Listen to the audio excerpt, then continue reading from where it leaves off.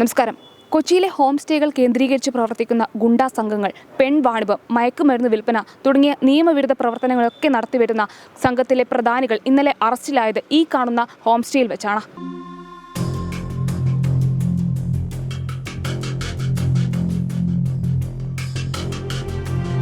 Old കത്രികടവ് റോഡിൽ കെട്ടിടം വാടകയ്ക്കെടുത്ത Olga home stay എന്ന പേരിൽ അനാശാസ്യ പ്രവർത്തനം നടത്തുകയായിരുന്നു.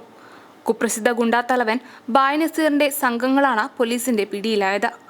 സംഭവത്തിൽ ഇതുവരെ 13 പേരെ പോലീസ് പിടികൂടിയിട്ടുണ്ട്. 3 സ്ത്രീകളും 10 പുരുഷന്മാരുമാണ് പിടിയിലായത്.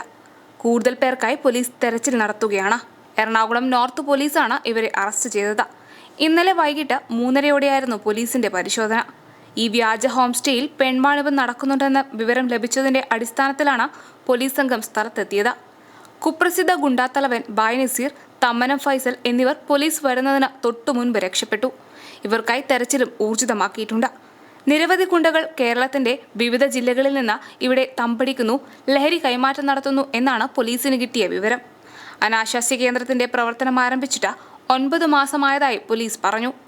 ബംഗളൂരുവിൽ നിന്നാണ് പിടിയിലായ യുവതികളെ എത്തിച്ചതെന്നും സൂചനയുണ്ട്.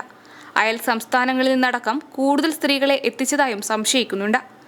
ഈയിടെ കത്രിക്കടവ് എടശ്ശേരി ബാറിലുണ്ടായ കത്തിക്കുത്തുൾപ്പെടെ നിരവധി കുറ്റകൃത്യങ്ങൾ പതിവാകുന്ന സാഹചര്യത്തിലാണ് പോലീസ് പരിശോധന വ്യാപകമാക്കിയത്.